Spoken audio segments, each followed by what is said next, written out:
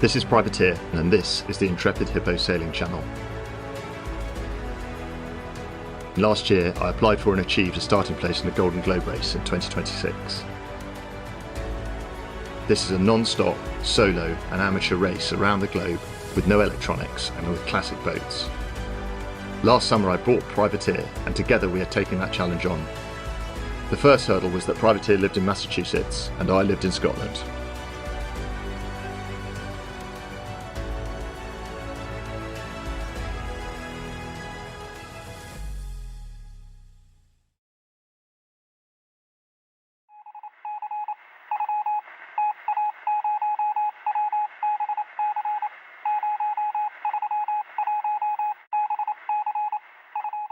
It's the evening of day 2, so we've now got fog, which is solo sailor's worst nightmare, frankly, just because I can't keep the 24/7 watch. I will eventually fall asleep.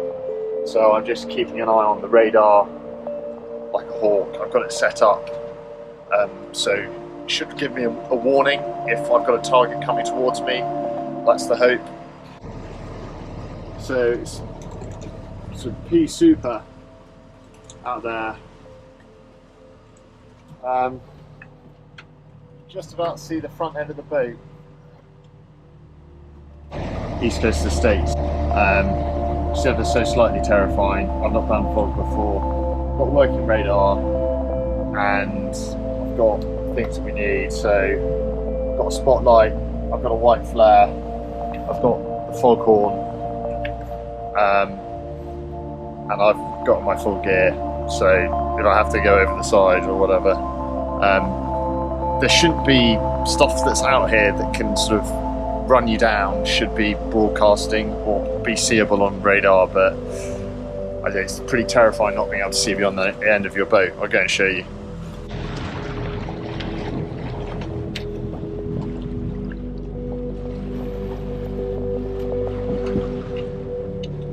So it's quite difficult to see, but I mean the camera's pretty accurate there.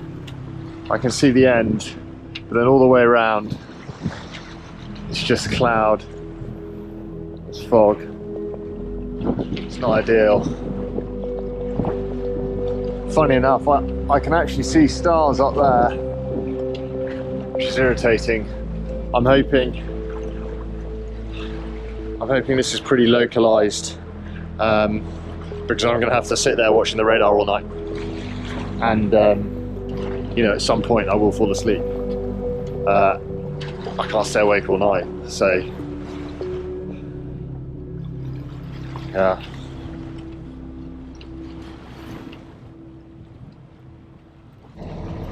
Pretty unhappy about the whole thing. Nothing I can do, just got to deal with it. Take it with strides. I've not really put it on the blog because it is quite bad. It's not good for my night's sleep, certainly, but I don't want to scare people back home, so I'll tell them about it when it's all over.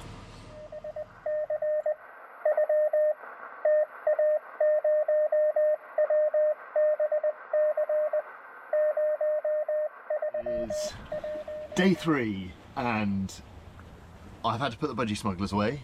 It is no longer sunbathing weather, and I have not had any sleep last night because of this. And surprisingly enough, I don't know how this looks on camera, but this is now about 200 meters visibility. I had about 5 meters visibility until about 10 minutes ago, and I had that all night. So heavy fog, lots of fishing boats, and no visibility, and I sort of was trying to make up my mind about whether to, I was thinking whether is it best to go through quickly and try and beat through the area as fast as possible, or slowly in case I hit someone, I do less damage.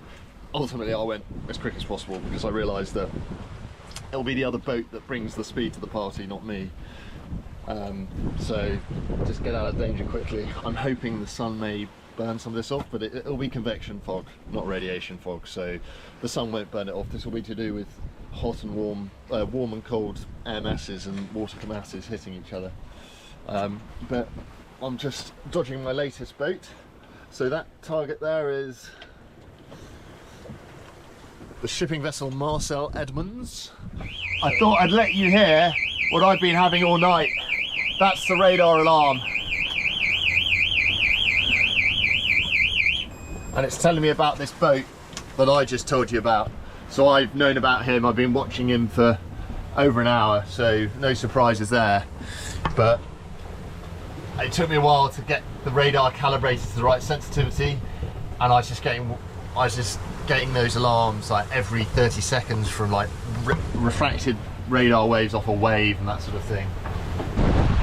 Just making some adjustments.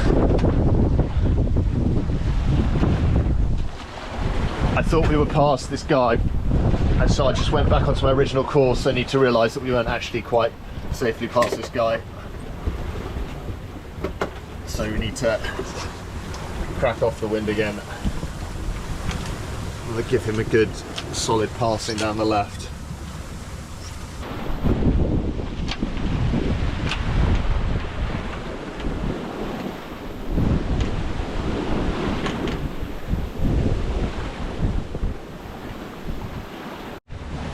It's an excellent illustration of what I'm talking about. So we're doing 6.5 knots through the water, which is quick, in only 13 knots of wind. And that's with a reef in the mainsail. Like, that's with a bit of the engine shut down. So she wants to go. It's about holding her back. She's got a lot of latent speed and slipperiness. But I'm actually getting quite cold, so once we pass this vessel, I'm going to go below. I've been radar watching it from below because I can't see anything from up here anyway, so I may as well be below. I couldn't have stayed up there all night, it's been really cold. So downstairs, I just thought I'd show you the fog station Alpha, downstairs watchkeeping position. So this is the sort of bed, but I'm sort of sat here in salopettes on the bottom and life jacket ready to go. I've got a radar repeater there. So I'm basically just watching that screen, watching the numbers. And although I said earlier that I was not sleeping, you want to have someone awake in fog. Like it's absolutely essential that you have someone up top looking, sounding the foghorn and looking at the radar. I've only got one person, just me. So the calculus becomes, can I stay awake all night? No, I can't. And if I try, I know enough about sleep depth that if I try to do that, what will happen is I'll get so tired that I'll end up falling asleep accidentally and staying asleep for hours, and thus having a lot of risk. And so it's better for me to take a measured amount of risk through having a plan, to have some sleep, than to have an unquantified risk by not having a plan, saying, oh, I must be awake at all times during this fog. So anyway, what I did last night was, when it got too thick to even see beyond the bow, I thought, well, there's no point in me being up here, I'll go and be comfortable down below.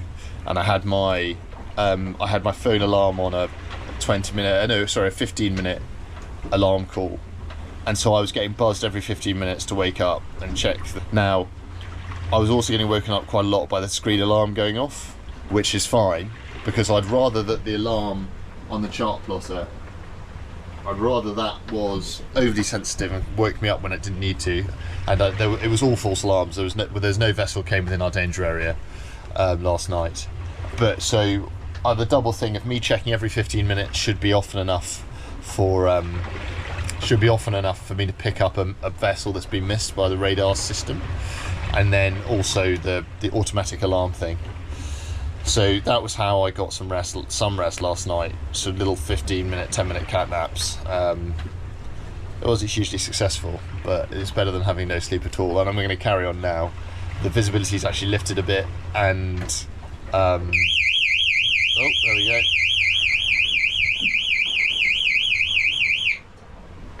They're just still interested in that one that we've already passed. The visibility's lifted and it's daytime, so you can actually see from up top. But counterintuitively, that doesn't mean that I'm now going to mount a watch from up top. It means that I'm now going to go to sleep, or at least go for little cat naps, because I'm less likely to get run down by someone who hasn't seen me. Certainly a fishing boat, you're always at risk from cargo ships if you take that attitude, because they might not see you or stop. But I'm going to get another couple of hours of cat napping now that it's light.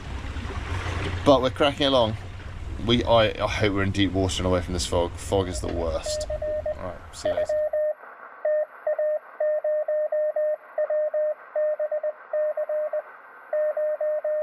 After lunch on day 3, and a big psychological moment, we've just turned out of the Gulf of Maine, so we're now in the Atlantic proper. That last bit to get out, we were really punching into the waves, lots of fog, as you saw earlier, really punching into the waves to get the right sailing angle, and the waves are climbing up from the Atlantic over the sort of 100-metre deep Gulf, and so really bad conditions in that channel the last couple of hours. Staysail's pissing about, so I'm going to go and have a look, see why it's not happy. You with me?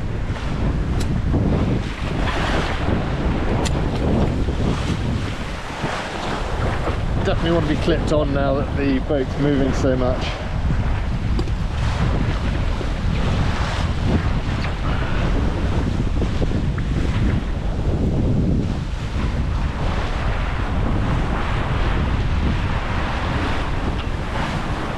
Oh, I see, it's getting stalled by the Genoa. The Genoa needs to be let off a bit.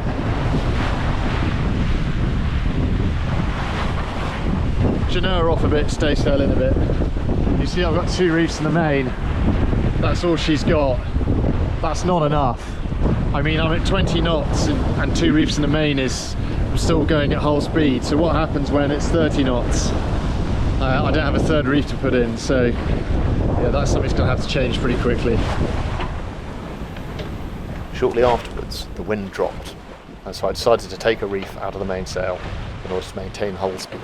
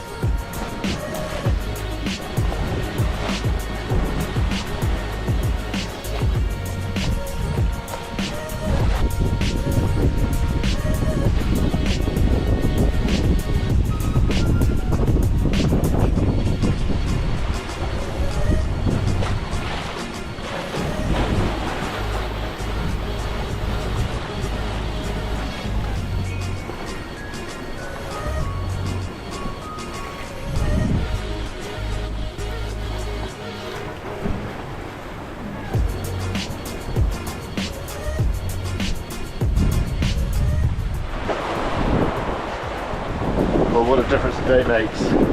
When I was going to bed last night, the fog was coming in, I then had no sleep, and then this morning the seas got up and we were having to basically beat our way out of the Gulf of Maine, and a miserable morning, feeling really sick. And now we've turned the corner and we are just cruising under.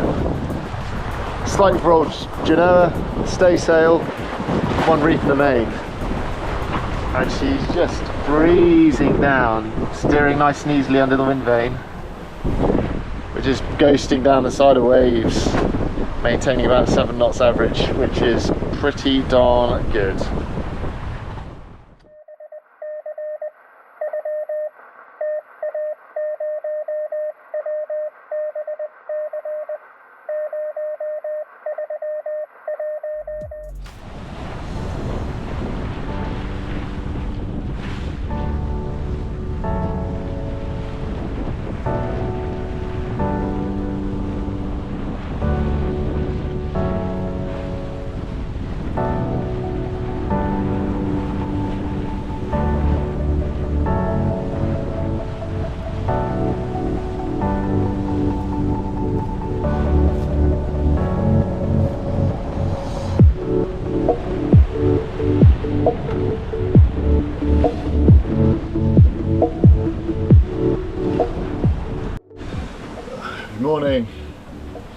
It's the morning of day 5. It's about 5:30. Wow, last night was wild. We've run off over 100 miles since 5 o'clock last night. So if you were to do that for the whole thing, it'd be a 200-mile day. Anyway, I've woken up and I'm surprised to see that there's a bit of damage. There seems to be a guardrail broken. So I'm going to go and fix that, or have a look at it at least and see what we got, and then go from there.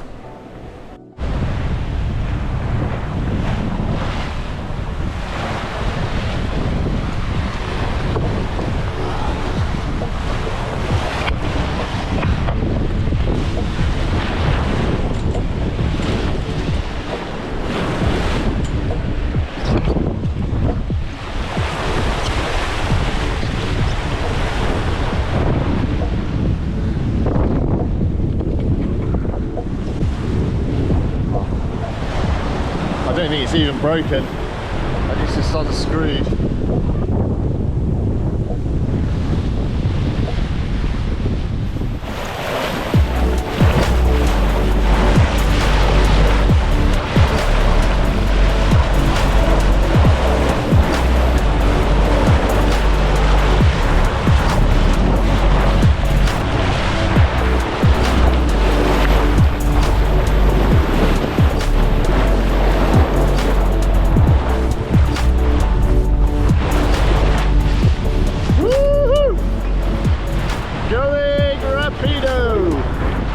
Just hope nothing breaks. Here we are, it's almost noon on day 5, and finally we've managed to hit an angle which we like. The waves have come around behind us, and this is what proper downwind sailing looks like. So I'm not sure how much you can see the waves, but they're basically building directly behind us, picking us up and surfing us forward. We get a little 3 or 4 knot boost every time, and we cover ground very quickly. So it's all groovy here, and we're making our way to our turning point.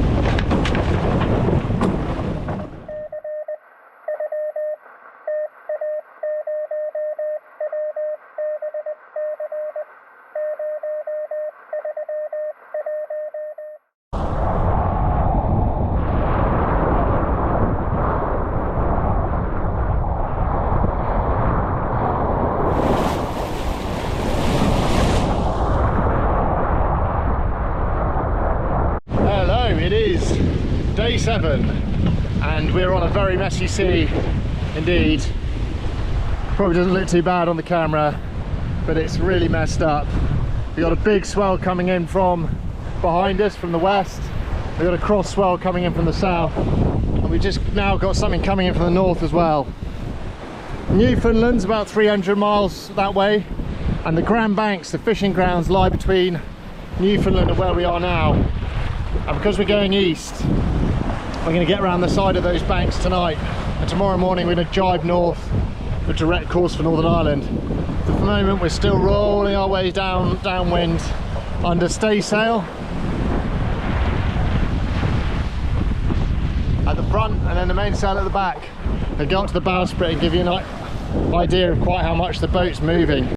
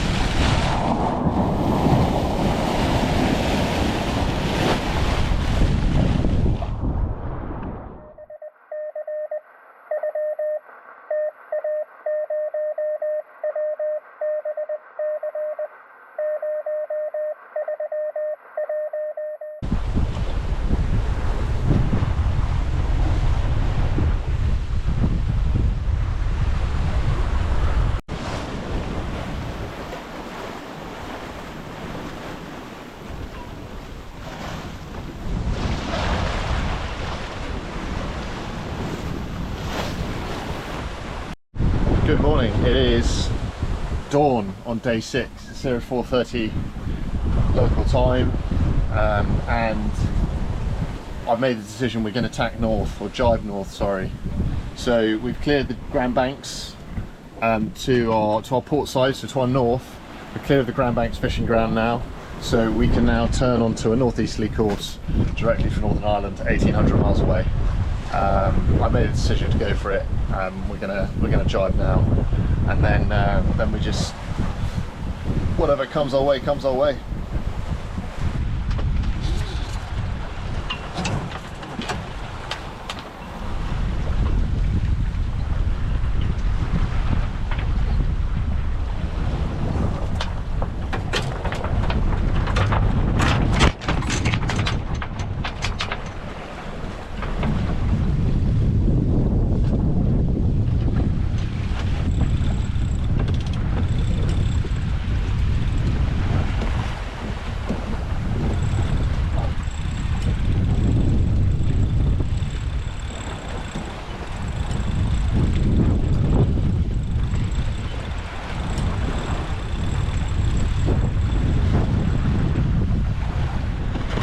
Well, I thought it would be a good time to give you an update.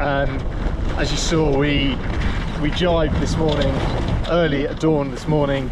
We're about a week in, and we're now headed directly for Northern Ireland, and we are now motoring. I don't have any extra long range tanks on this boat, so we've only got 55 gallons, so it's about 150 litres, so stretched out, that's about maybe 120 hours of motoring, and I'm going to deploy a whole day's worth today, for the reasons that I'll show you when we get downstairs. But that we've been working off, we left the east coast of the States and we're going all the way up to, well, we're going to west coast of Scotland, but what we're aiming for at the moment is a place called the Tory Island Lighthouse up here. And we've basically, over the last week, we've gone 1, 2, 3, 4, 5, 6, 7, and now we've just got to the point where we can avoid the Grand Banks and Flemish Cat fishing areas and basically take a straight line course from here all the way to Northern Ireland. The problem at the moment, the reason we're motoring it now, is that this whole area is affected by the what's known as the Azores high pressure system. So it's a high pressure system that sits somewhere to the west of the Azores, and that gave us our westerly winds. So the top of that high pressure system, which goes clockwise, gave us winds to westerly winds to go all the way across. We now need to jump up into the north of the North Atlantic, and this is mainly affected by low pressure systems which go anti-clockwise and move quite fast across. In between the high and the low, you got a load of mess going on here. So light winds, heavy winds, winds from all directions of the compass, and basically I just don't want to get stuck in that mess. I want to get up into this area probably around about 45 to 50 degrees north, where I can get well into the bottom of low pressure systems, because low pressure systems are going, because they're going anti-clockwise, the bottoms of them are going to give me the westerly winds I need. So that's why we're motoring. We're deploying some important fuel. It's also quite nice, you know, it's a bit of a relaxing day. I've spent a whole week on the hill, got a day where the boat's quite flat, I've got lots of electricity to do whatever I want, make a nice meal, and just relax a bit.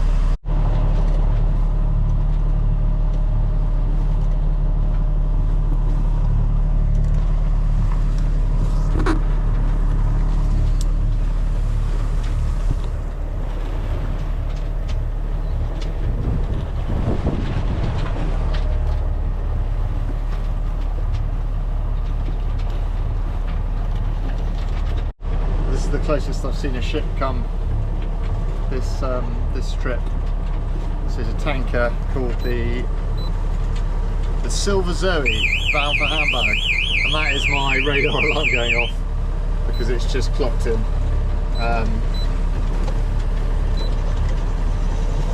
But yeah, that alarm's enough to wake the dead. But you can see there the radar return that I'm getting off the ship.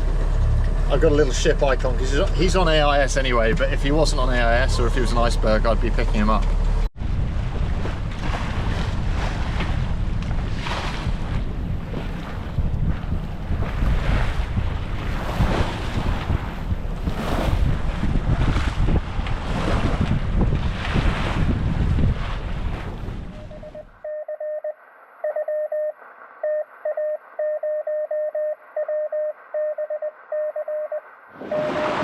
Oh, good morning. It is the beginning of day 9, I suppose, so Friday the 9th of August, and I'm chatting to you up on the foredeck because 24 hours after I started the engine, there's still no wind. We are now starting to get waves though, which is a good sign. Waves usually precede wind, for some bizarre reason I don't quite understand. So hoping to get the sails up in the next couple of hours because I really don't have the diesel to carry on motoring.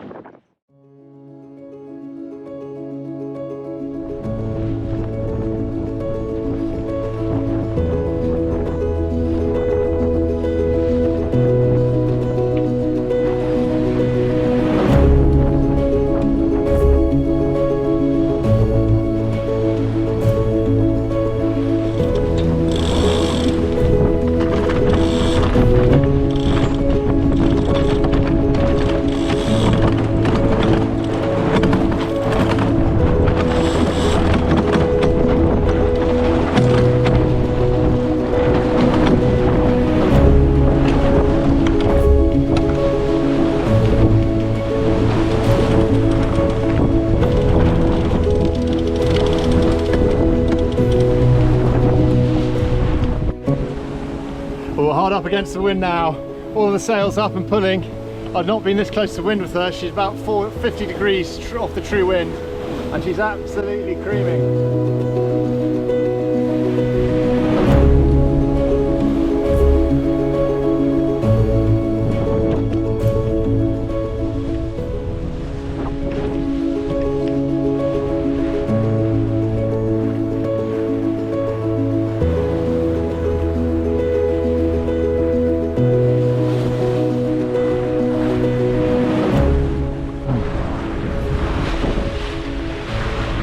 That's a cutter rig right there.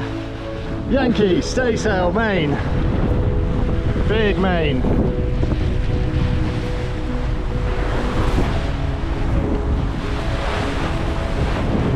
This is sailing. And I don't want to have that noisy, smelly engine on again until I get to Scotland. We'll see.